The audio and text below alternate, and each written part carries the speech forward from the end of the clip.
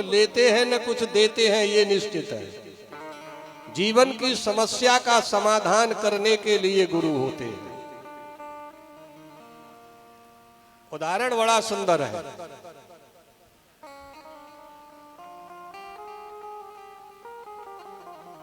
एक व्यक्ति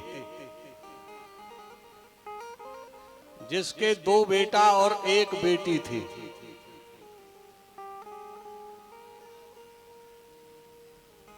दो बेटा 1 बेटी,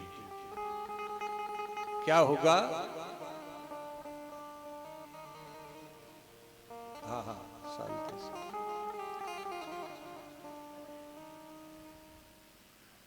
धीरे धीरे उम्र ढलती गई उस व्यक्ति की। उसने कहा अब क्या करूं? उसने अपनी प्रॉपर्टी की वसीयत की। वसीयत में लिखा कि मेरी प्रॉपर्टी का, जितेंद्र तुम्हारी जरूरत पड़ेगी इसमें हिसाब किताब की, इसलिए ध्यान से सुनना। वसीयत में पिता लिखता है कि मेरी प्रॉपर्टी का 1/2 यानी आधे हिस्से की मालकिन मेरा बड़ा बेटा होगा। मेरे आधे 1/2 का मालिक मेरा बड़ा बेटा होगा। दूसरी लाइन लिखी, मेरी प्रॉपर्टी के 1/4 भाग का मालिक मेरा छोटा बेटा होगा। ध्यान आया मेरी 1 बेटी भी है। नीचे लाइन लिख दी कि मेरी प्रॉपर्टी का 1/5वां हिस्सा मेरी बेटी लेगी, मालकिन होगी। वसीयत लिख करके कुछ समय के बाद करवट ऐसा वक्त ने लिया, वो संसार से चला गया। 12-13 दिन रोने धोने के बाद लोगों ने, भाई और बहनों ने कहा कि वसीयत निकालो। पिता के तकिया में से वसीयत निकाली। बोले हिस्सा बांट करो।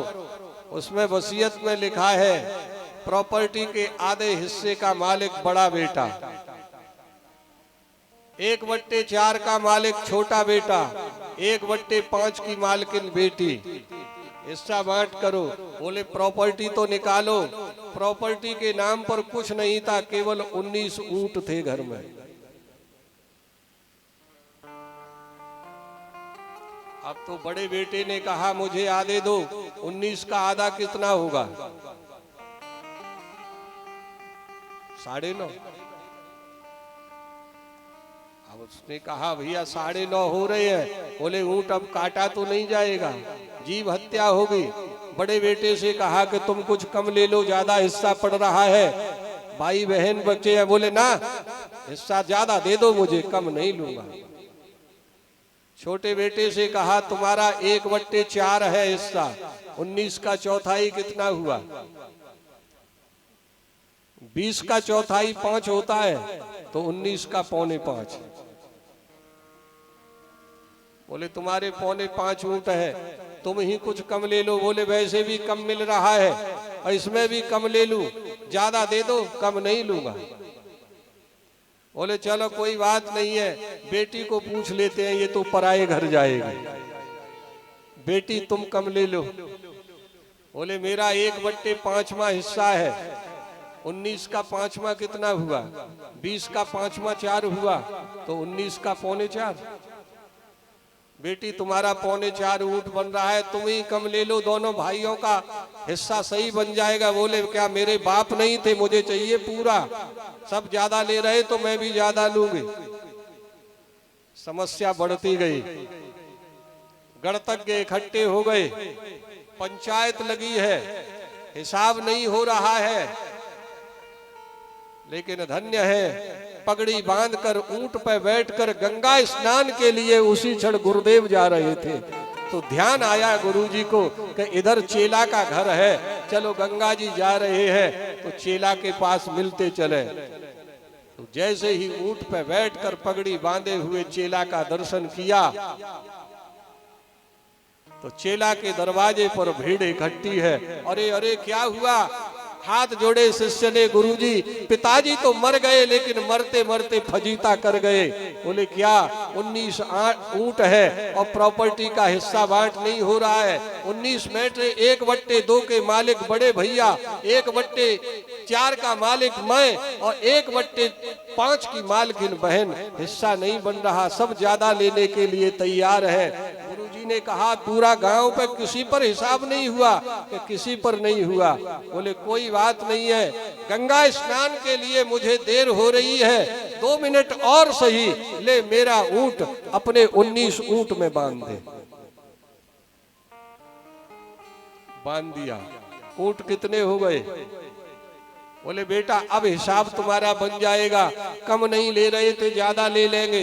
अब 19 का आधा नहीं हो रहा था तो 20 का आधा कर लो। 20 का आधा बड़े बेटे को दिए, कम नहीं ले रहे थे, 9.5 के, अब पूरे 10 ले लो। 10 ले लिए। छोटे बेटे से कहा तुम्हारा कितना था? कि गुरुजी पहले 4.25 ऊंट थे, अब भैया के भी 10 हो गए तो 1/4, मेरे भी 20 का चौथाई कितना हुआ? 5। बोले लो तुम 5 ऊंट पकड़ो। बेटी से कहा बेटी तुम, कि मेरे पहले 4.25 ऊंट थे, गुरुजी अब 20 का 5वां तो मेरे भी पूरे 4 हो गए। बोले 4 ऊंट तू पकड़। तो बड़े बेटे को कितने दिए? 10। छोटे बेटे को 10 और 5 कितने हुए? और बेटी को कितने दिए? 4। 15 और 4 कितने हुए? 1 ऊंट बचा। गुरुजी बोले मेरा ऊंट मुझे दे दो, मैं गंगा स्नान के लिए जा रहा है, न मुझे कुछ तुमसे कुछ लेना न कुछ देना।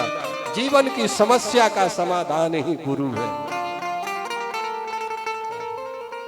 और भारत के गुरु तो कहते आए हैं और कह रहे हैं कि कछु लेना न देना, पर कछु लेना न देना, अरे मगन रहना, कछु लेना न